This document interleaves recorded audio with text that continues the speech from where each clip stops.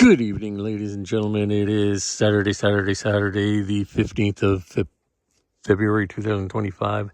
We have a snowstorm happening out here on the west coast of Okanagan Lake. Excuse me. It is -3.